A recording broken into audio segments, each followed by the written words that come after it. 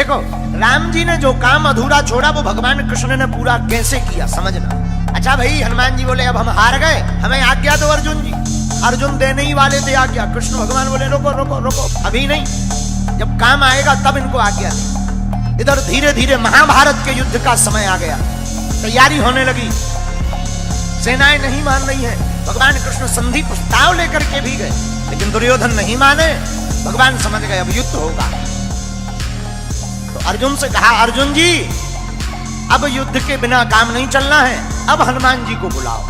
वो जो वचन दिया था जो हम कहेंगे वो करेंगे, अब वचन निभवाओ।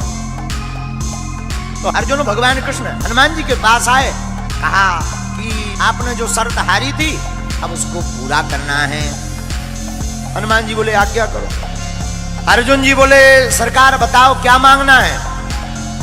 भगवान कृष्ण बोले अर्जुन राम अवतार में हमारा युद्ध इनके बिना पूरा नहीं हुआ था, और कृष्ण अवतार में भी हमारा युद्ध इनके बिना पूर्ण नहीं होगा। अर्जुन जी बोले इनकी क्या जरूरत है, क्या हम कम हैं? भगवान बोले कम तो हम भी नहीं थे। भगवान कृष्ण बोले कम तो हम भी नहीं थे, फिर भी हमें इनकी जरूरत पड़ी। अगर ये ना होते तो वो युद्ध पूर्ण नहीं होता। अर्जुन जी बोले मतलब हे अर्जुन, अगर हनुमान जी ना होते समुद्र पार कौन करता? अगर हनुमान जी ना होते, अगर हनुमान जी सहाय नहीं होते तो युद्ध नहीं जीतते। और महाभारत में भी युद्ध है अर्जुन, बिना हनुमान जी के नहीं जीता जा पाएगा। हनुमान जी बोले अब आज्ञा है, ठीक है, लेकिन हनुमान जी हाथ जोड़ के विनोद में बोले सरकार हम तो राम जी के चरणों में रहते हैं। भगवान कृष्ण बोले इस बार हमारे सिर पे रह लेना। देखो यही भगवान की दयालुता है।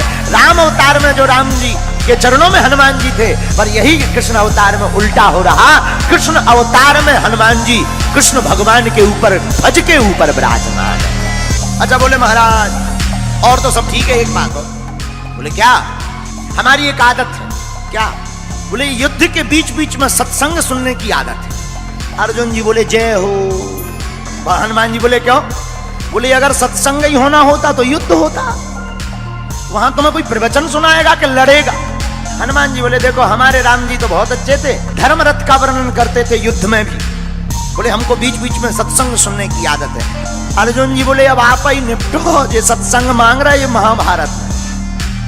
तो भगवान कृष्ण बोले कोई बात नहीं, आप हाँ बोलो, हम आपको सत्संग भी सुनाएंगे। अब हनुमान जी आए महाभारत में, रथ के ऊपर एक ध्वज लगाया, ध्वज के ऊपर हनुमान जी को स्थान दिया, इसलिए उस रथ का नाम ही कपिध्वज पड़ गया। और हनुमान जी विराजमान भय ध्वज पर। भीष्म महाराज जब अर्जुन के सामने लड़ने के लिए आए, भीष्म पितामह ऐसे बलवान योद्धा जिनके सामने अच्छे अच्छे लोग कांपते थे, महाराज भीष्म पितामह युद्ध करने आए और बाण मारे तो अर्जुन का रथ थोड़ा पीछे हो गए, लेकिन जब अर्जुन बाण मारे तो पीछे दूर गिर जाए। अर्जुन जी हंसकर बोले भगवान कृष्ण से नीचे देखो, नीचे अपना इतना जा रहा, उनका के देखो कितना पीछे जा रहा, नीचे देखो नीचे। भगवान बोले ऊपर देखो किसके कारण कम जा रहा, ये देखो। और यही मानो हम लोगों को शिक्षा है कि हम लोग अगर भूपर हैं क्योंकि भगवान हमारे ऊपर है।